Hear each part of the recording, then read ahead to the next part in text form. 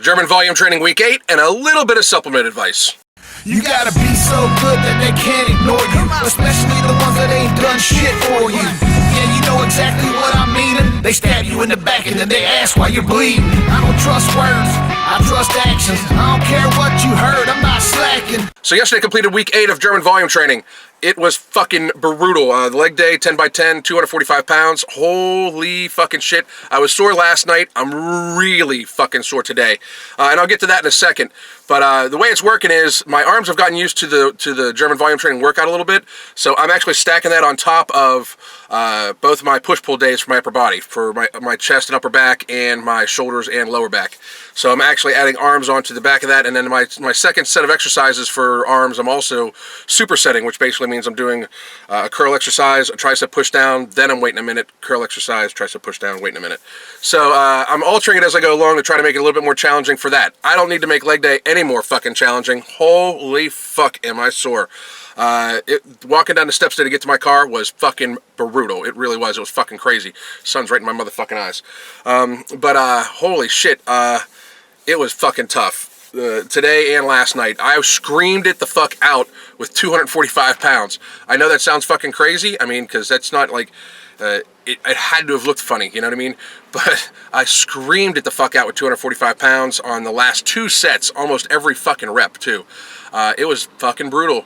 I love it though. Like it's one of those things where I cannot wait. Like I'm almost gonna miss it. Like I only got like 2 or 3 more weeks left because then I'm gonna cycle in to some heavy weightlifting for both the Athlete X convention, because we're gonna do some squatting there, and I'm for this August 19th event where for Real Weights for Real Heroes for August 19th, Middletown, Ohio.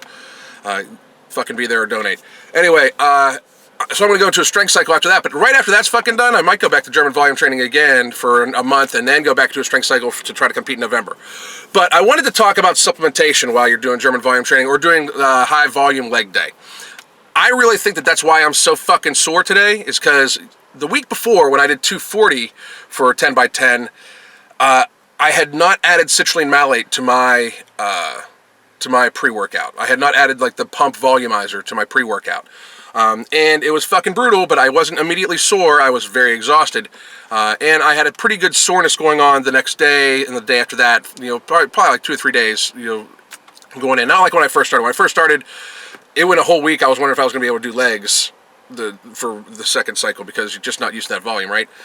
But today, I did add 6 grams of citrulline malate to my pre-workout, which it's the pre-workout I went over. I'm going to be sharing the link up top, obviously.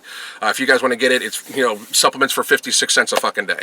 But honestly, I really, next week I'm going to not add the citrulline malate, and that's one of the cool things about making your own supplements. You know, that you can alter what it is. Like yesterday, I also had 400 milligrams of caffeine in my pre-workout because I hadn't had caffeine the rest of the fucking day. And I haven't even had caffeine today. I know it may seem like this is just fucking me. But I added 400 milligrams, whereas the day before I only added like 200 because I had like a cup and a half of coffee earlier, and I didn't want to fucking, you know, blast my fucking system with that much fucking caffeine, that much stimulant. So that's one of the cool things about making your own supplements, is that you can fucking alter it.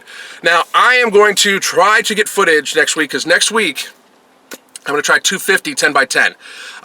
And that is going to be fucking crazy. I have never worried about 5 pounds in the gym so much fucking ever. I've never fucking worried about it.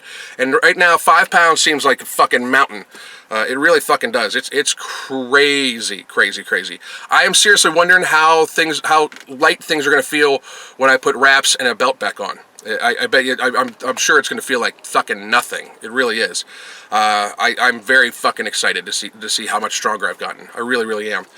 Or if I've gotten any stronger at all, we'll fucking see. I know that my body has transformed a little bit, and I know my legs are bigger. I would just wish I would have measured them. Steve Shaw actually asked me if I'd measured them before, and I haven't. Just because I, honest to God, didn't know if I was, you know, I had so much shit going on at the time because my family member was sick, that I really fucking thought that I might only be able to do it for like a week or two, and then depending, like, especially after the first week, the fucking soreness was so fucking crazy. But I had a weird comment the other day. Somebody asked me, like, you know, or yesterday I believe, somebody asked me, like, shouldn't you be using like 60% of your max? It seems like you use 40 to 45. 60% of my max would be like 340 fucking pounds. 10 by 10, I just fucking, you know, beltless, wrapless, I just fucking find that fucking out fucking outrageous. Like 10 by 10 with 90 seconds in between rest, 340, 360 fucking pounds. That's fucking crazy. And I'm sure there's guys that can do it, but I don't know if there's many almost 46-year-old guys that can fucking do it. So, but I really do, like, when it comes to the percentages to start with, I really started this, because I had made this clear. I started my German volume training with whatever I could do 20 reps of comfortably, to basically get the first week started, and then I notched it up 5 pounds every time I would fucking complete it, 5 to 10 pounds, depending on how light I felt it was the fucking week before. And that, I think, is a good starting point, because realistically, you can't necessarily go off maximums because of how you're, of how you are, how each individual is. But starting with 20, especially for the first week, because the first week of it, even if you work out all the time, and I work out all the fucking time, every damn day, the first week of German volume training, the soreness it's something. Like, it's like this fucking weird-ass thing that I like now. And, I'm wondering what it fucking says about me a little bit, because it's like fucking brutal. Like, it's like brutal soreness, but I like it. Anyway, but that's what I suggest you start off with. The first week you start off with whatever weight you can do comfortably 20 times. Like, not like where it's so light that you can do it 40 times, but you can do it comfortably 20 times, just kind of gritting it out, and then go with it there. So, because I can do 225 probably 40 times now, but I could have probably done it 30 times before, and I just wanted to get started to see how my knees and everything like that, especially if you're going from using belt and wraps to nothing. I definitely suggest you keep it light at the very fucking beginning, and then you can always ramp up, because it's like a 10 to 12 week program. So anyway, my name is Alan Roberts. This is Every Damn Day Fitness. Like and subscribe. Hit me up on Instagram at Every Damn Day Fitness. Hit me up on Twitter at Every Damn Day Fit. I'm also on Facebook at Every Damn Day Fitness.